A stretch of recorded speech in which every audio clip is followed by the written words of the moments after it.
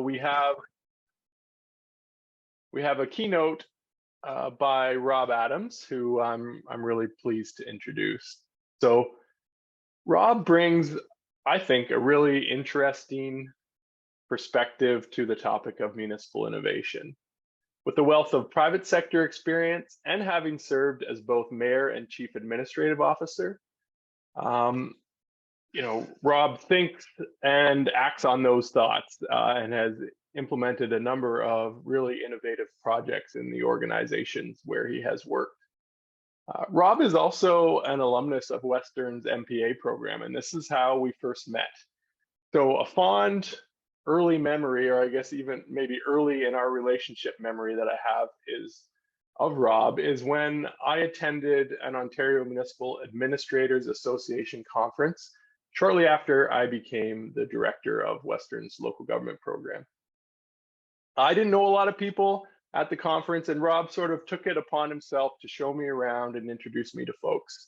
And this is where, I think I got firsthand experience in an insight into the efforts that Rob takes to make people feel welcome and included.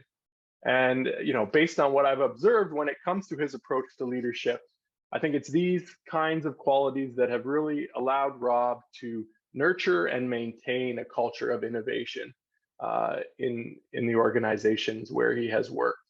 And it's on this topic, the human side of innovation, that Rob will speak on today.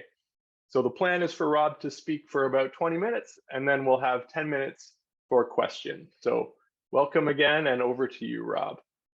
Well, thank you so much, Joe, and I feel really humbled by that. I just do these things and don't sometimes realize the impact, but it's been a pleasure being your friend and getting to know you better. And I want to thank you for that introduction, and for Zach as well, and Aaron for putting on this symposium. I really want to start by just thanking you and thanking all the amazing innovators who are here today. I was talking to Shahid on the break, and it's truly amazing to see some of the innovations happening in the municipal sector across Canada. And so kudos to all of you who are those amazing community builders leading innovation in the municipal sector. I'm really proud of all the things you're doing, and amazed by some of the programs and ideas. So kudos, and keep at it, keep doing the great work you're doing. I wanted to talk today a little bit about innovation and the things that are happening. And I want to talk to you a little bit about some of the things that are happening outside of municipalities to start with. So there are several transformative technologies that are driving innovation. There's energy storage, blockchain, digital wallets, robotics, artificial intelligence, electric vehicles, autonomous vehicles, SaaS-based auto services, 3D printing, drones, on and on and on. And municipalities need to look at these opportunities, these changes taking place in the structure of our economy and the technology that's being implemented. And we need to make changes to the way that we operate as municipalities. And there's leadership required to be able to do that, from council, from CAOs, from the senior leadership team, and of course, from our amazing community of innovators. And COVID, like most of you probably felt the impacts, COVID really had a really challenging impact on the innovation sector. Many municipalities cut down to core services. They may have redeployed. I think I heard earlier on some conversation that they redeployed many folks who were on innovations teams into other areas. And this really has impacted innovation in the municipal sector. And to me, that's disappointing, because I think we should be making the investments in a time of crisis around innovation. And of course, I want to bring up that the epidemic of councillors behaving badly, which there's a lot of talk in the municipal sector about it, and I've certainly seen it change over many years, but that's causing many cultural problems and directly impacting staff and their ability to innovate. And so I raise the question, perhaps we should be empowering our senior leadership teams and our innovators if we want to deliver results so that we can get past some of these issues. So I thought I'd start with some of the challenges that we face, and I see 5 dysfunctions preventing that culture of innovation. Some of the examples I've talked about, COVID and the challenges with counselors. But here are my top 5 challenges of innovation, the dysfunctions. When there's a lack of trust in the organization, there are going to be challenges. It makes it really hard to move forward on an innovation program.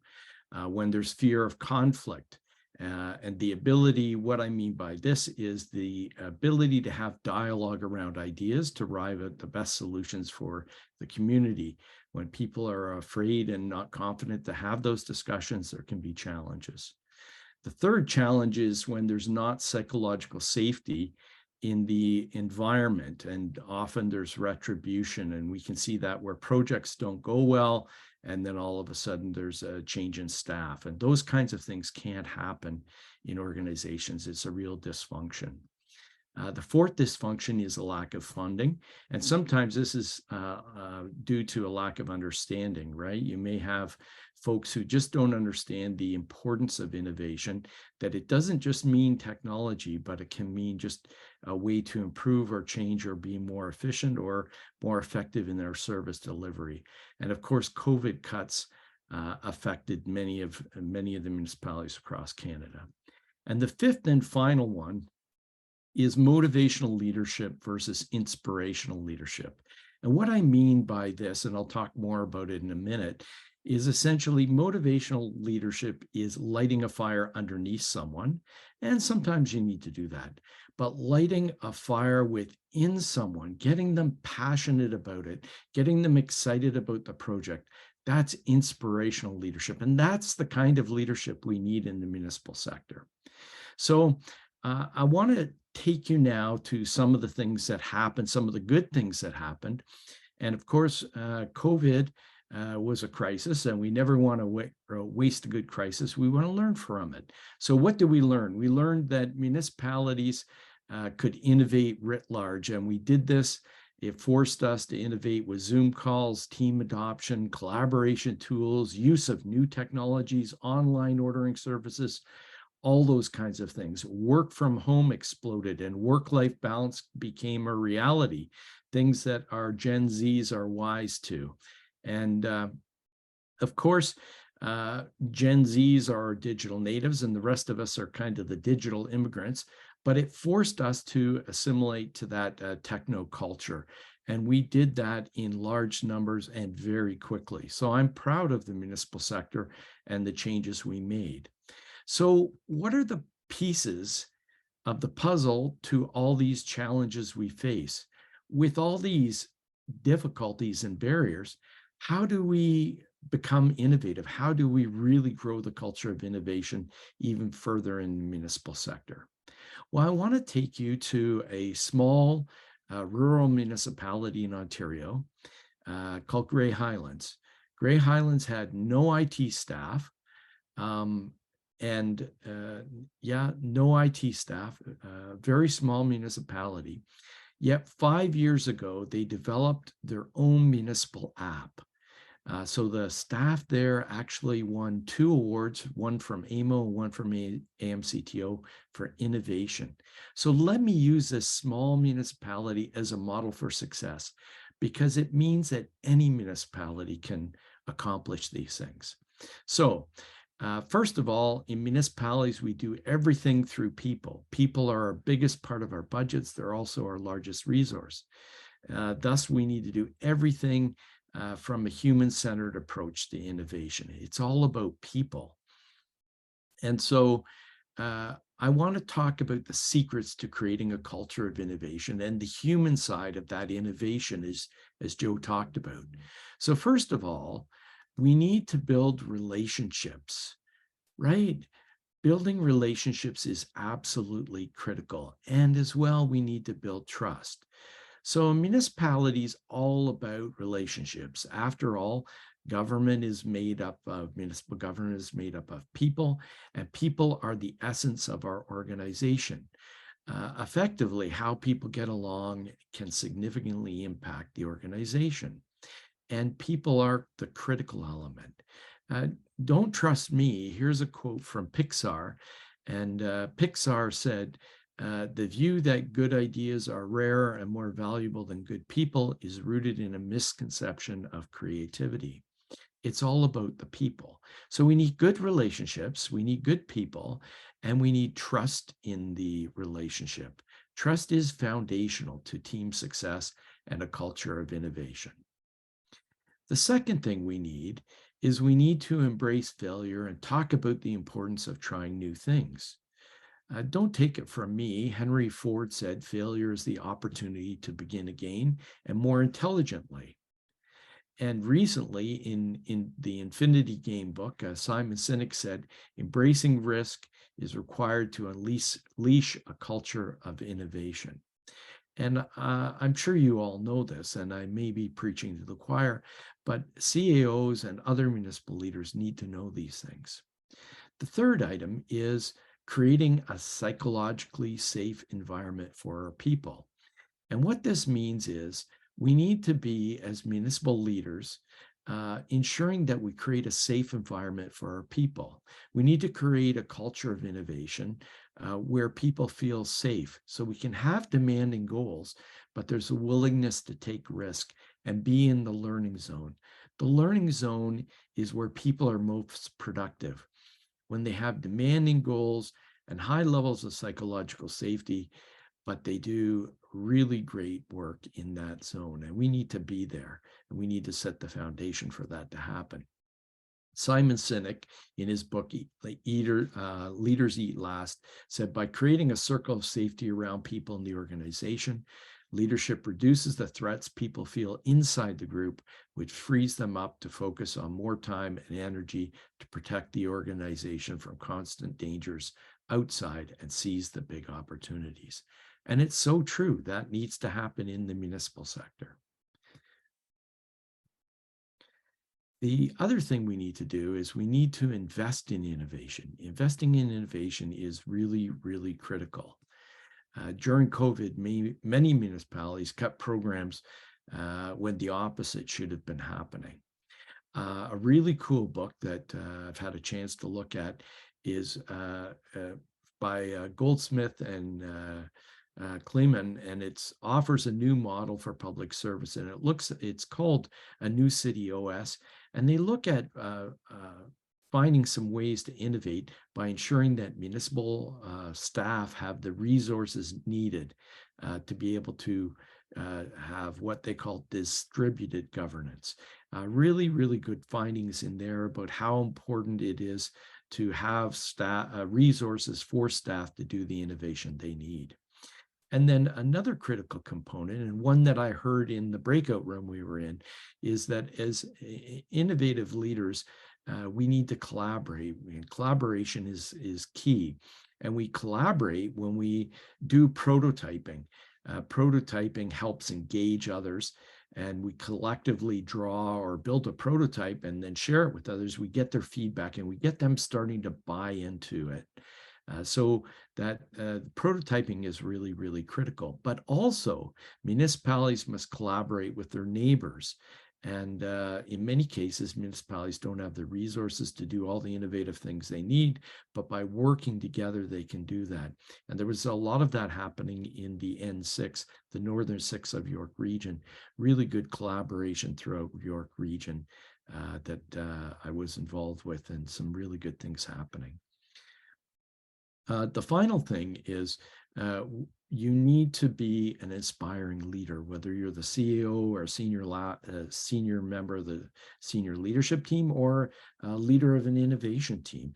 You need to be an inspiring leader.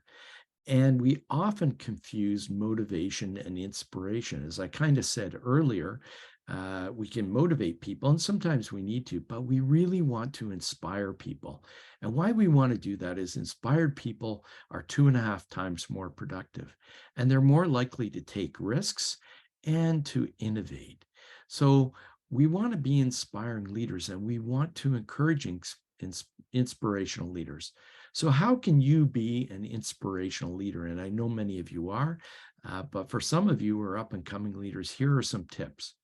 When it comes to innovation, our people do the heavy lifting. So it's really important that we focus on growing our people as the ultimate goal. Invest in your folks, help them in their careers, and you'll see them pay dividends through their engagement and their inspiration. Be active at promoting learning opportunities for your people, opportunities for them to grow in their career, attend conferences and learning opportunities like today. A fantastic way to grow your people. Being securely vulnerable. And as a leader, you need to be vulnerable with your team and let them know when you make mistakes, and it's okay for them to make them too, or for things not to work out.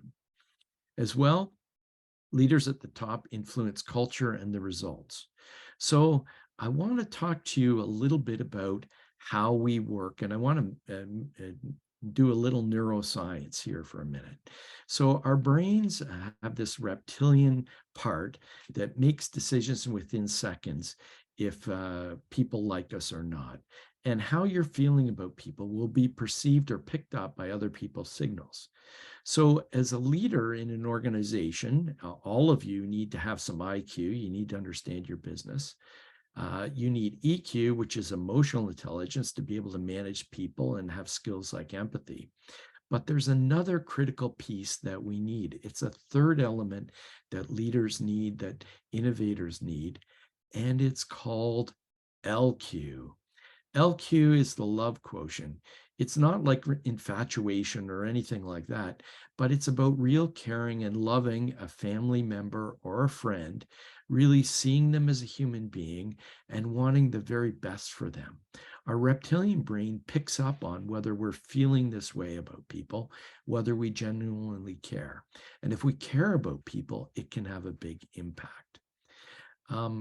A recent book put out by a gentleman who's actually the design chief for PepsiCo, and it's called The Power of People in Love with People: The Human Side of Innovation. Great book. And he says, when you're in love, you try to do more and you try to surprise. And in our personal lives, we can think about how we do that. But we also need to care about the people that we work with, and it can have a big impact. So let me take you back to those human beings from Grey Highlands I talked about earlier. They were excited to share their secret surprise with their CAO. I remember the moment they came to me. I literally had tears in my eyes because I was so moved at how excited they were, how proud they were to share their innovative app with me. And that really comes back to having that relationship, caring about the people in your organization and wanting the very best for them. And if you can create that culture of innovation, then amazing things happen. Amazing things happen when you create that culture of innovation. It no longer is top-down directed innovation, but it becomes undirected, bottom-up innovation. And that's exactly what happened in Grey Highlands. When everyone in the organization is involved, innovation becomes ubiquitous, and it all starts with loving people. The human side of innovation is the key success factor. And so, Joe, I hope I've kept to our time, and I'm glad to answer any questions anyone might have. Thank you.